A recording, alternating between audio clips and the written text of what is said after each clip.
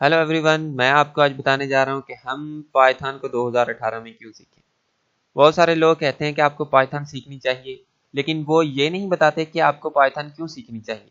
वो आपको एक दो रीज़न बता देते हैं कि इस वजह से आपको पाइथन सीखनी चाहिए। सो मैं आपको आज इसके रीजंस बताने जा रहा हूँ कि हम पाइथन को क्यों सीखें। इसके बहुत ही सॉलिड रीज़न बताने जा रहा हूँ, तो इस वीडियो को लास्ट तक देखिएगा। तो चलिए स्टार्ट करते हैं। पाइथन एक हमारी डायनामिकली टाइप लैंग्वेज है, यानी आपको जब आप कोई भी वेरिएबल डिक्लेयर कर रहे होते हैं तो आपको डेटा टाइप डिक्लेयर करने की कोई जरूरत नहीं पड़ती। उसके बाद आपको टाइप कास्टिंग की भी जरूरत नहीं पड़ती पाइथन के अंदर। देखें, आप सी या सी प्लस प्लस या जावा की बात करें तो आप अगर एक डेटा को स्टोर कराना चाहते हैं किसी वेरिएबल में, सपोज 3 को, तो आपको ये बताना पड़ेगा कि ये 3 कौन सा डेटा टाइप है।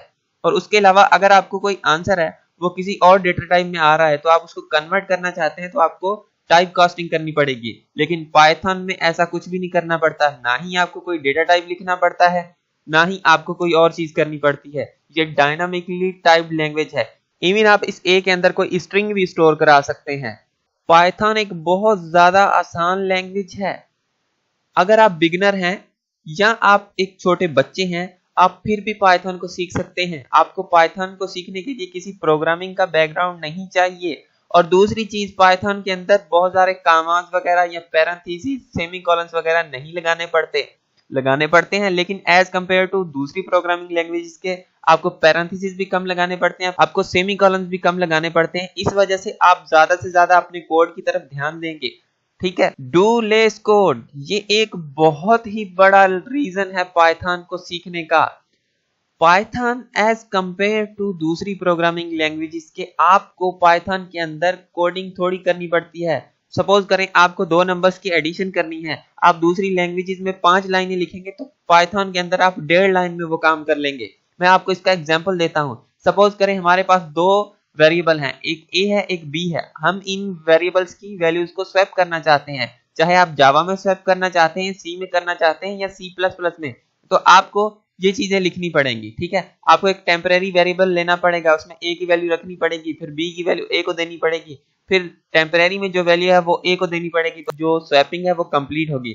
लेकिन पाइथन में आप देखें, सिर्फ एक लाइन में आप स्वैपिंग कर सकते हैं।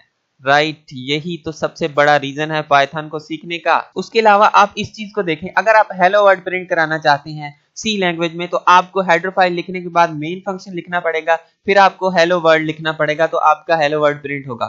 जावा के अंदर आपको एक क्लास बनानी पड़ेगी, उस क्लास के अंदर आप हेलो वर्ल्ड का प्रोग्राम लिखेंगे। यानी इसके अंदर देखें सी के अंदर कितनी लाइंस हैं, जावा के अंदर देखें कितनी लाइंस है।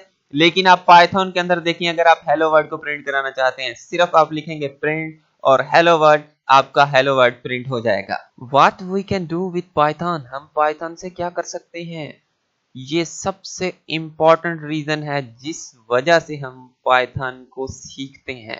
ठीक है, अगर आप गूगल की बात करें तो गूगल के अंदर पाइथन की कोडिंग है। अगर आप ड्रॉपबॉक्स की बात करें तो ड्रॉपबॉक्स में पाइथन की कोडिंग है। अगर आप इंस्टाग्राम की बात करें तो इंस्टाग्राम भी पाइथन पे बेस्ड है। उसके अलावा अगर आप यूट्यूब की बात करें तो यूट्यूब के अंदर भी पाइथन की कोडिंग है। उसके अलावा अगर आप वेब डेवलपमेंट करना चाहते हैं तो पाइथन इसके लिए बहुत ही जबरदस्त लाइब्रेरीज आपको देता है, जिसमें एक लाइब्रेरी आपकी पैरामिड लाइब्रेरी है, बहुत ही इंपॉर्टेंट लाइब्रेरी है ये। उसके बाद डिजेंगो, ये बहुत ही ज्यादा फेमस लाइब्रेरी है पाइथन की, जिससे हम वेब डेवलपमेंट करते हैं। उसके बाद फ्लास्क, ये भी एक लाइब्रेरी है पाइथन की, जिससे हम वेब डेवलपमेंट करते हैं। इसके अलावा और भी बहुत सारी पाइथन की लाइब्रेरीज हैं जिसके साथ हम वेब डेवलपमेंट करते हैं। फिर आ जाता है डेटा एनालिसिस, यानी हम डेटा को एनालिसिस कैसे करें, डेटा की क्लीनिंग कैसे करें, वो भी आपकी पाइथन सपोर्ट करती है। जिसमें पाइथन की 2 बहुत ही इंपॉर्टेंट और फेमस लाइब्रेरीज हैं, एक नमपाई है, दूसरा है पेनास। ये 2 पाइथन की लाइब्रेरीज हैं जिसके थ्रू हम डेटा एनालिसिस करते हैं।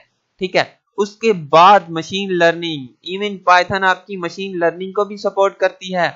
आपके पास साइकिट लर्न एक लाइब्रेरी है जिससे आप मशीन लर्निंग कर सकते हैं। उसके अलावा NLTK एंड टेंसरफ्लो एक लाइब्रेरी है जिससे आप मशीन लर्निंग करते हैं। इसके अलावा भी इसकी दूसरी भी मशीन लर्निंग की लाइब्रेरीज हैं, आप इनके थ्रू मशीन लर्निंग कर सकते हैं। यानी आप एक मशीन को सिखा सकते हैं, यानी आप एक ऐसी मशीन तैयार कर सकते हैं जो मशीन इंसानों की तरह काम करेगी, इंसानों की तरह थिंकिंग करेगी। पाइथन से हम कंप्यूटर विजन कर सकते हैं, यानी आप फेस डिटेक्शन कर सकते हैं, कलर डिटेक्शन कर सकते हैं, लाइट डिटेक्शन कर सकते हैं।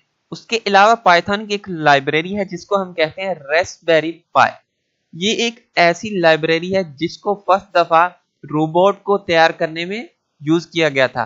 आप इस लाइब्रेरी को as a brain of robot use कर सकते हैं, यानी रोबोट कौन कौन से डिसीजन मेक करेगा इन्वायरमेंट को देखकर, तो आप रास्पबेरी पाई का इस्तेमाल करते हुए एक रोबोट तैयार कर सकते हैं जिसके अंदर आप रास्पबेरी पाई लाइब्रेरी का यूज कर सकते हैं और उसके अलावा आप उसमें और कोडिंग भी कर सकते हैं पाइथन के थ्रू। देन अगर आप गेम डेवलपमेंट करना चाहते हैं तो गेम डेवलपमेंट के लिए पाइथन की एक बहुत ही मजबूत लाइब्रेरी वो है पाइगेम, जिससे आप गेम बना सकते हैं। वो एंड्रॉयड मोबाइल पे भी चलेगी और वो गेम आपकी लैपटॉप कंप्यूटर पे भी चल सकती है। ठीक है, तो ये मेन रीजंस थे जिसकी वजह से हम पाइथन को सीखेंगे, जिसकी वजह से हम पाइथन पढ़ेंगे। अगर आपको ये वीडियो अच्छी लगी हो तो मेरे चैनल को सब्सक्राइब करें, शेयर करें और लाइक करें।